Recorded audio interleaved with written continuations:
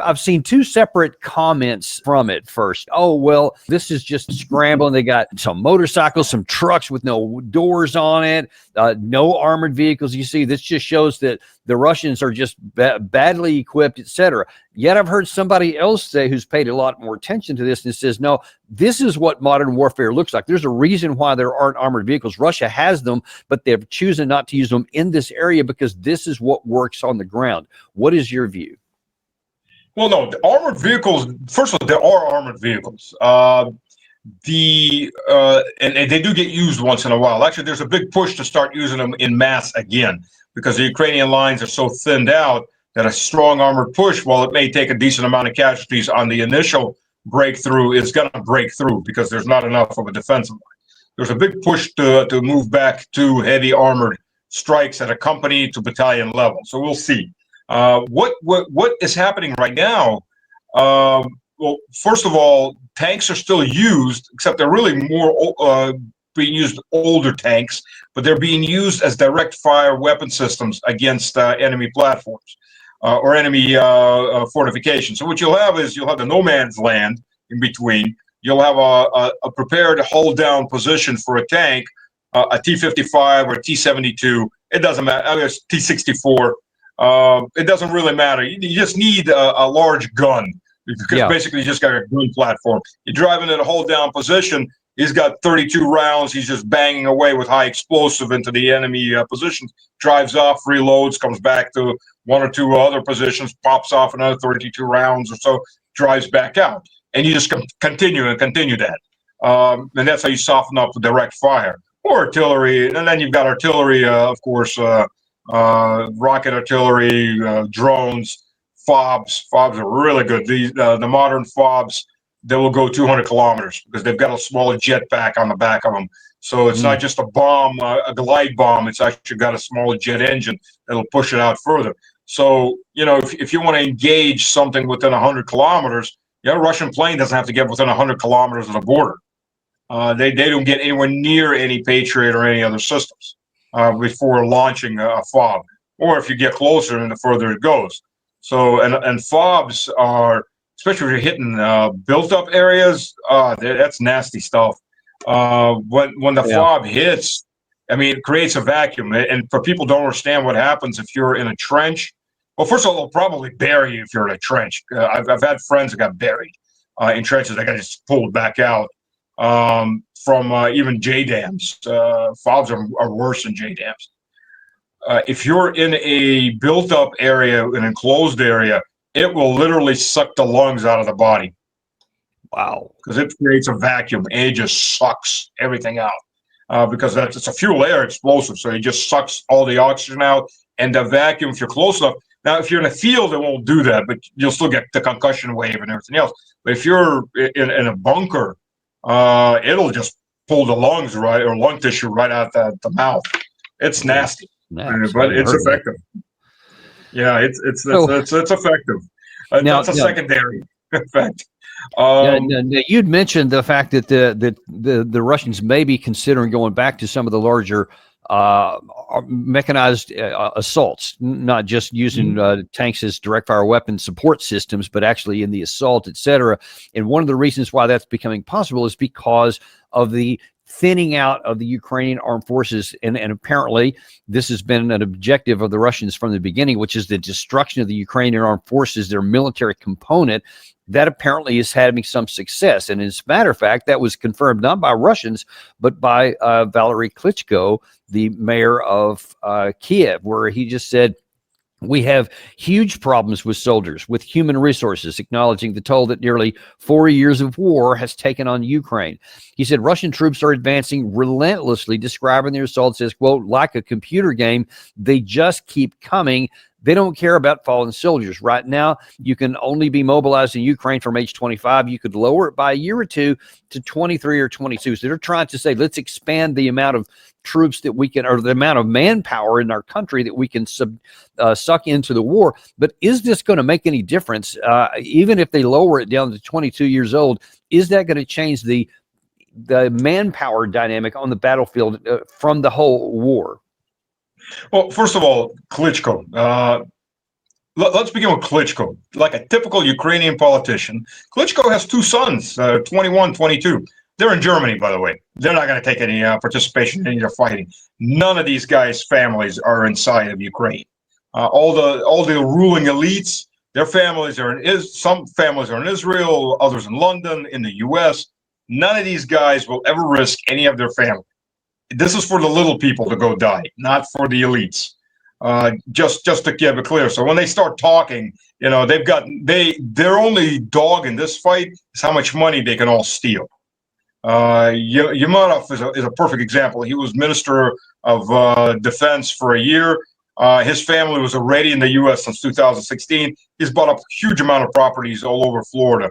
He did it smart. He did a separate LLC on each one of those. For each one of his family members, they all own one piece of property, and they switch them around. That makes it hard to recover. But this is typical, and guys like that are just typical. They're corrupt as hell, and they don't. When they say Zelensky's sending his people to death, well, who are his people?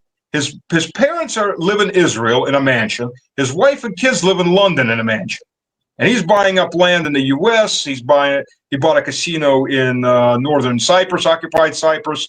He's bought an investment bank in England for a small sum of $1.5 billion pounds sterling. These people, they look at all of this. They say this because it's money to them. As long as they keep this war going, they're earning. They don't care how many people are going to be dead. They're not planning on retiring in Ukraine. This is a feeding trough for them, and never has been anything more than that. Just this is a better feeding trough under war than it was under peace or semi-peace. Now, like I said, I've got relatives that have been under fire for 12 years. I've got an aunt in Yasanovata. I went to visit her. Just to get to Yasanovata, the road from Gorlovka to Yasanovata, it's about 30 kilometers, and you're going under fire. I mean, we're barreling down this road in a Patriot SUV with a friend of mine, God rest his soul. He died in a car wreck delivering stuff, just fell asleep behind the wheel because he's running so ragged. And we're running. You can hear the artillery popping up around us. But the artillery, you can't adjust artillery too well on a vehicle that's going about 110 kilometers an hour. But the drones sure as hell can. And there's burned out cars all over the place. And we get to my aunt, and at that point, my uncle was still alive. And he died of cancer because I couldn't get him to the clinic in Gorlovka because the Ukrainians are hitting taxis. They'll hit anything that moves. I prefer military, of course. But if there's no military target, well, anything else will do. Civilians included, civilians walking in the streets, anything. And I'm standing in my aunt's yard. She's got a crater hole in her yard. Her neighbor about 3 months later was killed, and her house had been hit twice before. Another neighbor, the roof was removed. I mean, they would just before the SMO started, the Ukrainians would get drunk and pop a few rounds into Yasnovata. Yasnovata is the front line, basically. It's a population of about 30,000. They just pop rounds in when they get drunk for as I say, shits and giggles. But now they will harass fire randomly into the town every day, 10, 15, 20 rounds, 30 rounds. I'm saying I talk to them, I can hear the rounds going over my head. And then you hear them pop off about a kilometer away. And people live with that every single day of their lives. And they've lived with that on and off for 12 years. So why did Russia go in? Now they seem to be taking a turn now. And the question is, can the Ukraine side continue to go indefinitely with this? Because there's a lot in the West that think that's the case. Can the Ukrainian armed forces continue to maintain its continuity? No, they can't. They were heading toward extinction before. Kursk made sure that extinction got accelerated a lot. Because what the Ukrainians did when they went into Kursk is they pulled a lot of their best units that were working as fire brigades, right? So they were up and down, particularly in Kupiansk, in the Slavinsk, Kramatorsk, Konstantinovka conglomerate, agglomeration, in the Pokrovsk area. They were being used as fire brigades, to plug up any holes that Russia was breaking on the line. Well, all these units got sucked up into Kursk, and they just got mauled in Kursk. They left behind about 70,000 bodies. And I was, I did reporting for, we were in Bryansk, and they had the 4 trucks with about 2,212 bodies, or remains, identified remains, that the Ukrainian side refused to take. On the 3rd time they took them, only under the condition that the families, because they got a list of the names, from IDs, ID tags, on the body IDs, and a lot of these bodies are very, very late stages of decomposition. They've been eaten by pigs, dogs, crows, and gigantic rats. I mean, those rats grow big, really big. They're head to tail. They're the length of an AK-47. That's how big those rats get. And they're bringing them back. And the only way the Ukrainian side took that, by the way, was for the families to sign off that they would not ask for any compensation and they would bury the bodies at their own expense. I mean, that's and there was a train with another 10,000 bodies waiting to be accepted, refrigeration train. Well, you know, in all those areas, the Ukrainians, just all their best units got mauled heavily. The best units on the front line right now, you know, as if I remember correctly, a combat ineffective of 70%. These units are down to 20 to 30%. You know, the brigades are down to less than a battalion size, and these guys, they're done. They're emotionally, psychologically, physically, they're broken, because a lot of these guys have been on there. Some of them have been on there for 3 years. The ones that survived that long, a lot of them, they're done. And what they do is, and this is the elite units. The non-elite units, they will just throw them in as meat. I mean, they do meat runs. There was an interesting. In fact, let me ask you that about specifically about the. Well, I can't even say Pokrovsk anymore because that's all but fallen to the Russian side. That's where that video, the Mad Max video, was actually shot from. But Mirnograd and the area south of that continue to get hit. And from one report I saw that there was between 5 and 6 brigade elements of the Ukraine side still occupying that area, but they were somewhere around 30% combat effectiveness. Can you tell us anything about that? Is that accurate? And if so, how much longer can they hold out against the Russians? Well, today we had the first large-scale surrender. 25 guys came out. A lot of times they get shot in the back by their own guys. Well, they'll have drones come in and kill them if they're trying to surrender. But and the surrenders, well, you know, to just understand the problem here, why this war is going so slow, is they're Russians. They may not want to comprehend that they're Russian, but they are Russians. They're ethnically, genetically Russians. We're all the same people. It's the Soviets that broke this up. It was a Soviet project to make a separate Ukraine and Ukrainize the Russian population, and make a separate Belarus, divide and rule. And Russians are extremely stubborn. They don't like to surrender. We don't like particularly to even step back. And that's the problem is, you know, if you throw in the Germans, and Germans are not bad soldiers, but you throw in the Europeans, they're going to have a hell of a time because it's a different mentality. Russians fight to the end just out of spite. And this is what we're doing. We're fighting our own people. So in Russia, it's viewed as a civil war. We're fighting our own people, and this is why it's taken so long. One, we're trying to do minimal damage because it's our own people. Two, it's just, you know, they'll stand there to the end just because. Even if they didn't ever want to fight, they get tossed in there, they get press ganged off the street, and a lot of them will just stand there just because it's just stubbornness. It's ingrained Russian stubbornness. So that's why it takes a long time. But they're breaking anyways at this point because they're out of food, they're out of ammunition. The Russian army is not going to charge into Mirograd. They've surrounded Mirograd. Pokrovsk is fallen. Pokrovsk is totally fallen. Mirograd is like 10-15%, but it's all surrounded. There's no point in trading men for men. It's a lot cheaper to trade artillery and drones for men. You just sit back. They're not going anywhere at this point. The Ukrainian counterattacks are pointless. They're just losing men and equipment. They don't have enough heavy equipment to throw in it, and the men they have are worn out. So they're just doing these PR attacks. I mean, it's costing them men. They're losing a couple hundred guys in these pointless counterattacks. But Zelensky needs to show that the Ukrainian army can still do something. He keeps throwing these men into these pointless death charges. They're not moving the Russian lines in any direction. The Russian lines, before they closed in, they dug in well. And you always keep a corridor out for the enemy to psychologically that they think they can still retreat. Because if you fully surround them, then it's standard, and it's surrender or stand and die. It's one or two choices. But as long as there's a corridor, there's always that psychological, maybe I can make it out. A gambler, certainly. If we break, maybe we can get out. But and in fact, on that point, so you mentioned the counterattacks that have been going on. We see especially that around Rodinska, where either the Ukraine side is trying to break out so that the folks that are trapped in Mirnograd can get out, or that they're just fighting the Russians around there to get more men in. Do you have any sense of which one of those two things is going on? I think they're trying to get out. As always, Ukraine has this great. Each army in the world has its own traditions. Ukraine, since 2014, has a tradition of getting themselves surrounded. They can break in, or they stay in too long and they get surrounded and they get wiped out.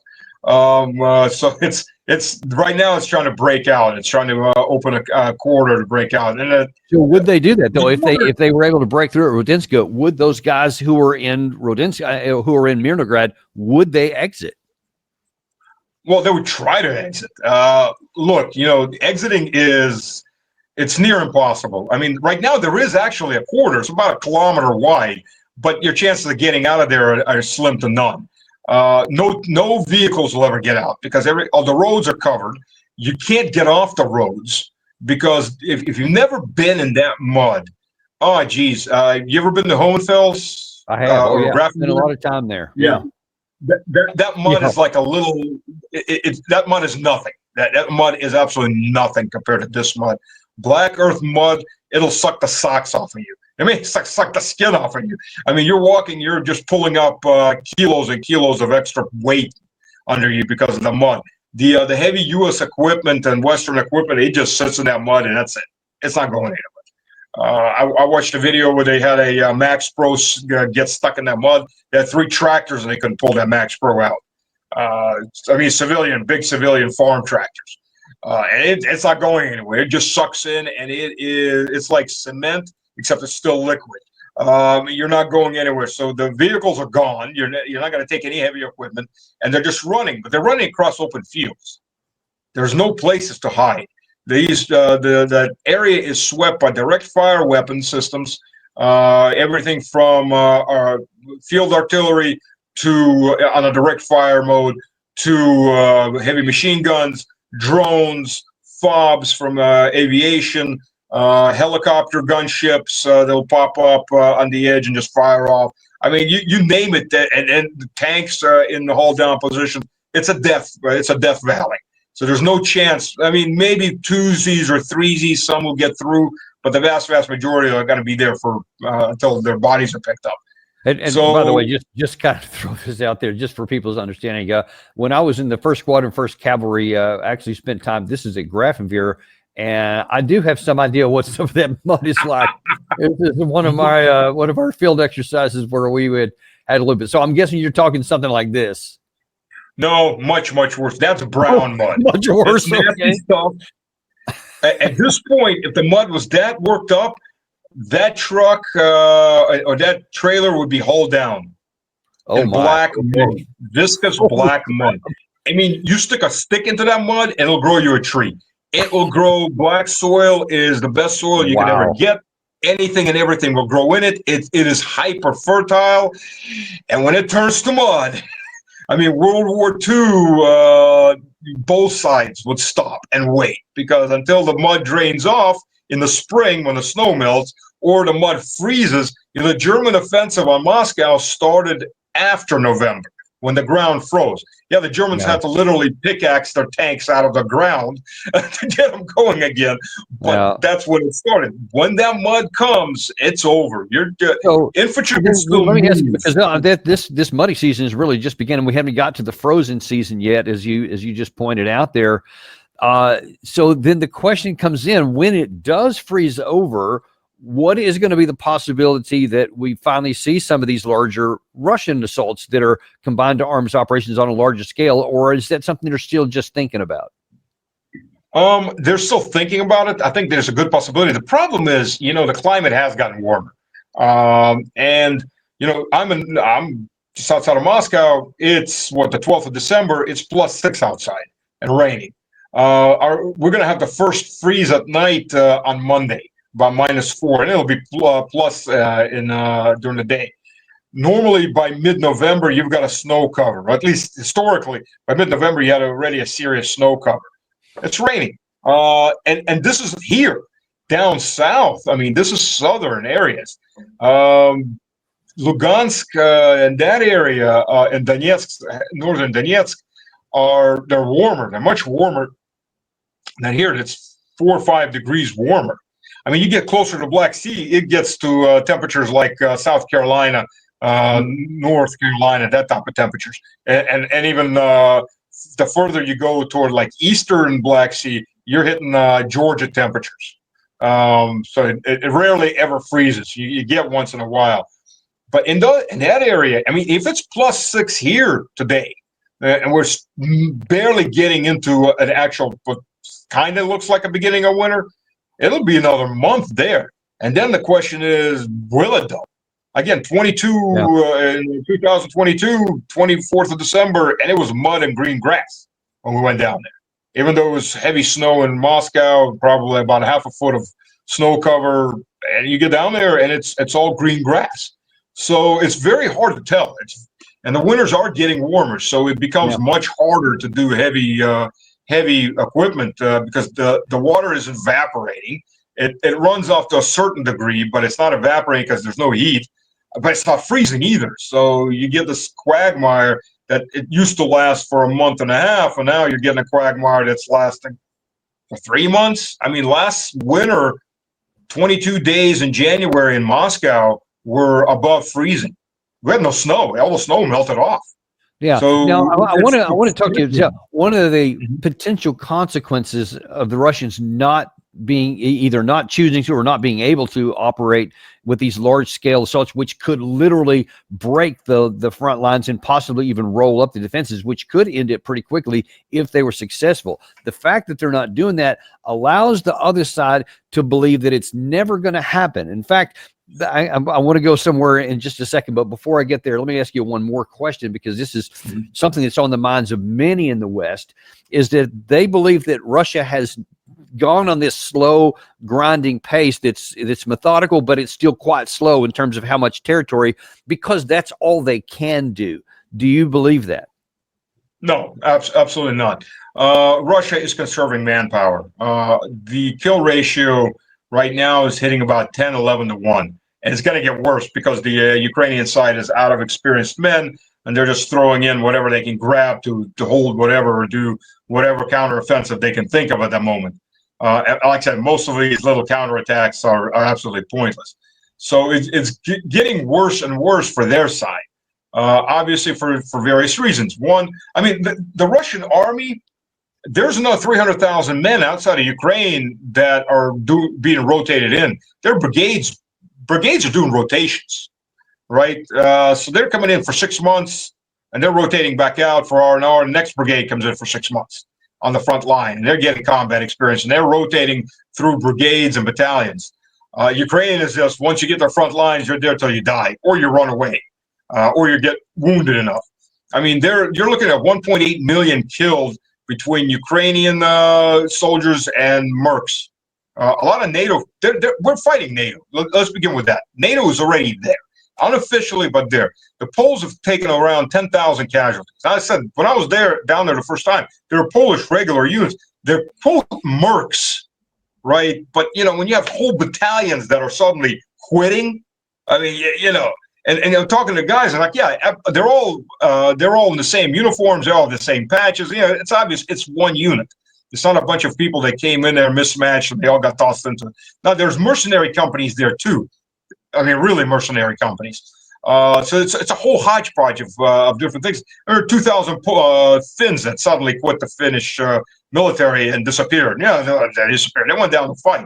They got sent down there. They get these rotations, combat experience. This is, by the way, one of the reasons Macron is so prone to try to get into Ukraine, is he needs to explain why there's hundreds of dead Frenchmen up and down the front line. He can't. And it's bubbled up a couple times in French politics, and it's been a big argument over that. But he's tampered it down. But if you can get the French army, even the Foreign Legion in there, they'll take massive casualties, and you can just kind of shove the other casualties underneath those lines. And that's the type of politicians we're dealing with in these Western European countries. So Russia is going, as Colonel McGregor said very correctly, it's a big vacuum. Basically, your advancements are, why those guys, by the way, on those pit bikes, the advancements are very small groups. They'll take a small position, hold it. The next group comes up, takes the next small position. You don't have big concentrations of men because of high explosive, because you're out in the open. Particularly Ukrainians won't, because we've got domination and FOBs. And if you put a platoon together, or even a squad, yeah, they'll probably get a FOB, at least a 250 kilo FOB. But if it's a platoon level, they'll bring a 1,500 kilo FOB or 3,000 kilo FOB, and there's gonna be nobody left alive. There'll just be a gigantic crater, amongst other things. So there's no point in bringing large amounts of troops in.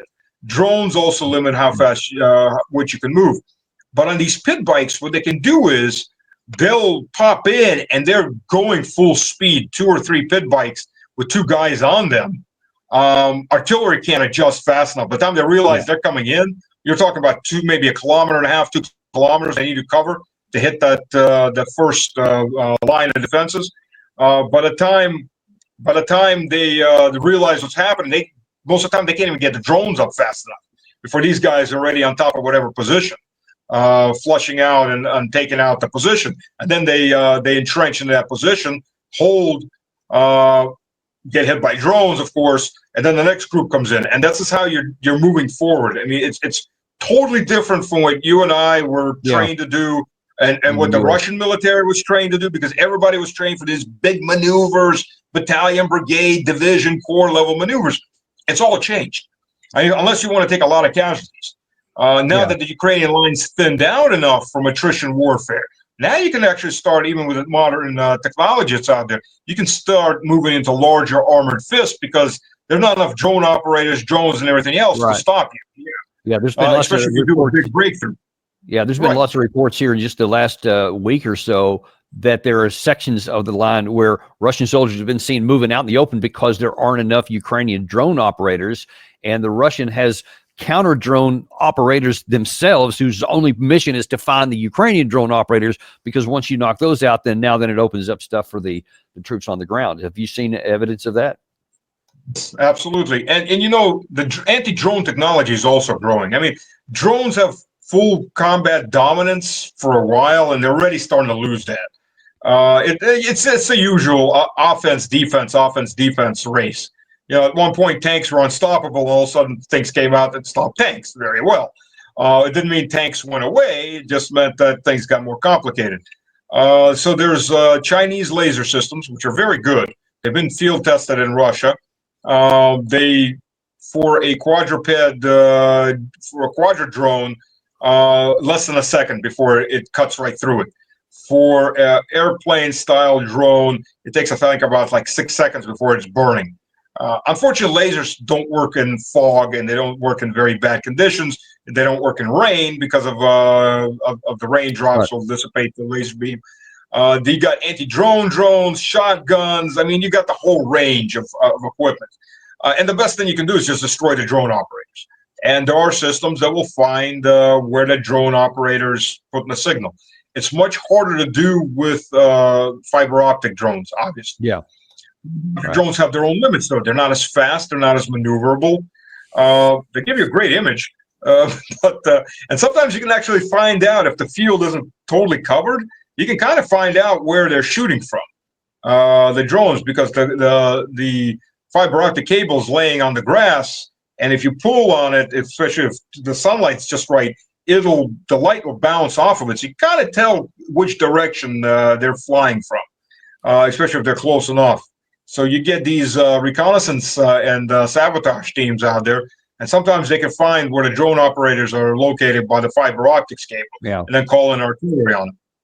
Okay, it's more of an exception than rule, but there's that. That's what they can do, right? I get it. I want to shift gears here because we're running low on time. I don't want to let you get away before we ask a couple of different things. One is that because of the delay and the slow speed, which the perception in the West is that whatever the reality is, the perception is that Russia's going this slow because that's all they can do. They can't go any faster. So we're kind of safe here. So we can dink around with some other things, and we can actually try different things here, and we have the freedom to do that. One of them, and this was a video here by a guy named John Sweet, who is a defense contractor and an analyst. He has a rather unique explanation or idea for what the West should do now as we enter the near the 4-year mark of the war. Saturday evening, he fired 458 drones, 45 missiles, and 32 ballistic missiles at Ukraine, both at those power stations that you make reference to, but also civilian targets in their urban homes. Ukraine right now destroyed, at least according to the Ministry of Defense, they were able to destroy 89% of those drones, but only 20% of the ballistic missiles. 20%, that means 80% of those missiles had their desired effect, that they hit the targets that they were going after. So once again, we're going back to NATO and saying you have to implement a no-fly zone in order to protect Ukraine. You have to. If you don't do that, he's going to continue to exploit what he considers to be a vulnerability. And the vulnerability is to missiles, cruise missiles, and ballistic missiles. Now, the answer is to stop those missiles, one, from being fired, so attacking the source, which is the launch systems, whether it be a Tu-95 or a MiG-31 or the actual missile launcher on the ground. That's part of the equation. The other part of the equation is the deep strikes, okay, with, if you will, Storm Shadows, ATACMS, and possibly Tomahawk missiles if the United States could ever get around to releasing them. So what do you think about that claim there that what NATO, quote, has to do is to just implement a no-fly zone? I mean, that would solve all the problems. What would Russia do if NATO decides to implement a no-fly zone in Ukraine? I'm sorry, this guy's an idiot. Oh my God, this guy is so whacked in the head. He's an idiot. Don't let him. But he's wearing anybody make a decision. He's wearing a suit. He gets paid a lot of money. God, you know, I've been listening to the various U.S. and British and German generals and all these other people. I hope they're making a lot of money because they're really got this death wish. Look, let's begin with, well, first of all, ATACMS aren't long-range missiles. They're medium theater-level missiles. Why ATACMS aren't particularly used? Now, New York Times has stated it was U.S. generals that requested ATACMS, and they're planning the missions. And I was saying that before, that HIMARS are, those are maybe Mercs or through some company, but those are Americans and Brits. They're not Ukrainians. And I'll tell you one particular reason why. Because not a single HIMAR has been bought by Russia.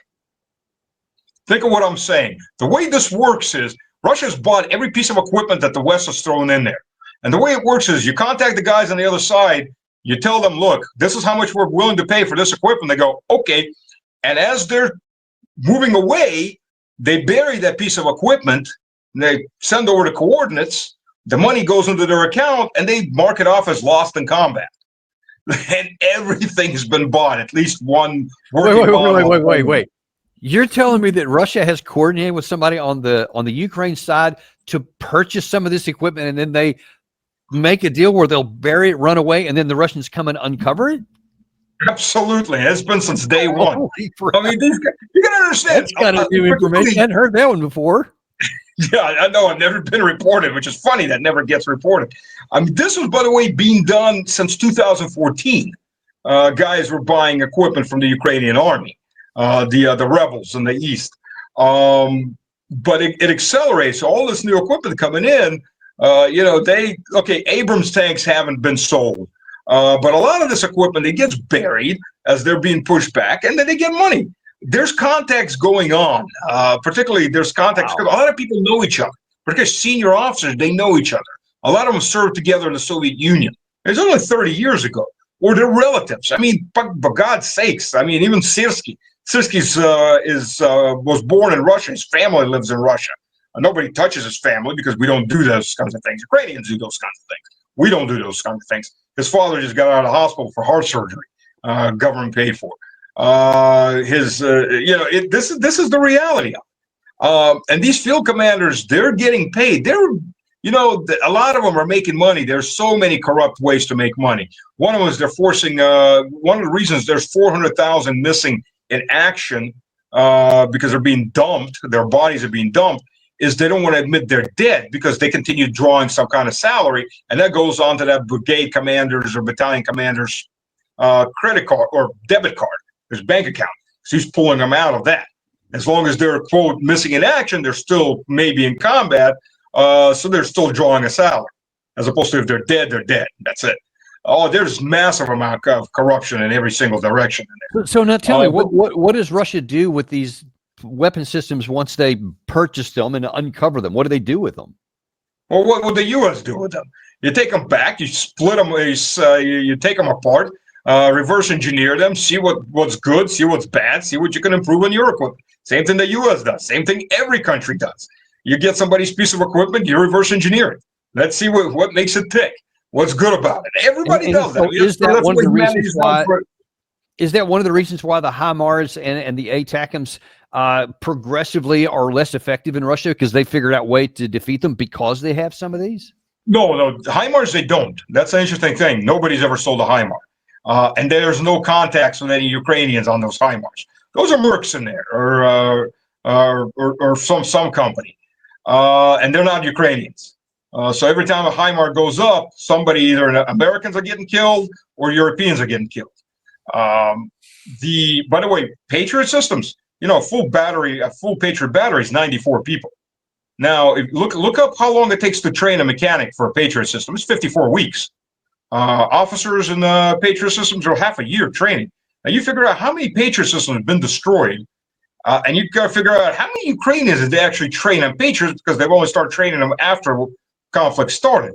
So very quickly started to figure out those aren't Ukrainians sitting on those Patriots. They're either Americans, Brits, Germans, Poles, somebody. So when that Patriot sucks in a Kinjal or sucks in an Iskandar system, those aren't Ukrainians burning up in that. No, nobody wants to talk about that. That's a different thing. There's been plenty of Americans. There's been plenty of Brits have been killed along the way. I don't know why maybe they're paying the families off to shut up. Because I doubt all of them were mercs. Some of them were mercs, obviously. So there's. I'm sorry, I'm running short on time. I wanted to ask you, what would the Russians do if John Sweet here, what he recommended was actually enacted, and they put in a no-fly zone against Russian assets in Ukraine? What would Russia do? It wouldn't be a no-fly zone. It would be air combat for air dominance. You would have S-400s, S-500s, S-300s taking out American planes. American planes would be taking out Russian planes. Russian planes would be taking out American planes. You'd have full combat. You'd basically have World War III. It would be instantaneous. That's Russia beyond a doubt. Back off is what you're saying. Oh, hell no. Okay, for Russia, this is existential. We back off, we die as a country. If it goes to nuclear war, then to hell with it, we'll go to nuclear war. That's the point. U.S. can back off. NATO can back off. Russia cannot back off. This is the same thing as if, if the Soviet Union was in Mexico invading into Texas. U.S. isn't going to back up. We'll go to nuclear war before we give up any territory or move out from defending our border. It's the same thing. This is an existential crisis. When a country gets an existential crisis, and a nuclear power at that, you really don't want to go down that road, because the next option is nuclear strikes. If it goes down to the point we're losing a war that means we're going to lose our country, we're going to lose our people. No, that'll go very quickly into escalation, into full escalation. Now, if they try to close the skies over Ukraine, that'll be direct conflict with the Russian Air Force and the Russian anti-air systems.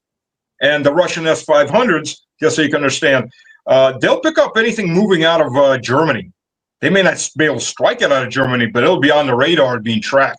And by the time it's in mid-Poland, it's going to get a missile for a hello from an anti-air missile. So that's the reality of it. If it's a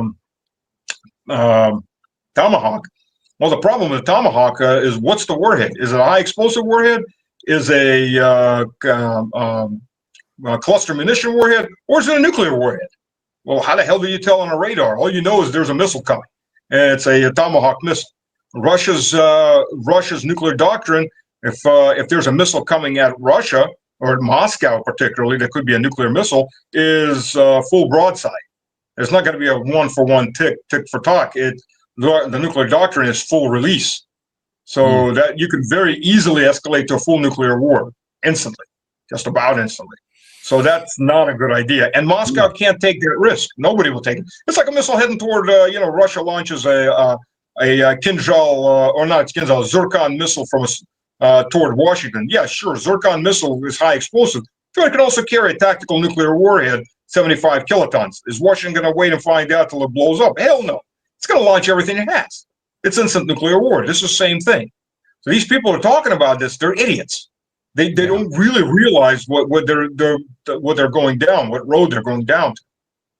And you cannot do a decapitation strike on Russia, because even if you do, the dead hand works. Dead hand, yeah. The dead hand, it's got sensors everywhere in the major cities. It picks up high radiation spikes, earthquake-type tremors, and high temperatures. A nuclear strike. It has 20 minutes before it can be switched off by a human hand.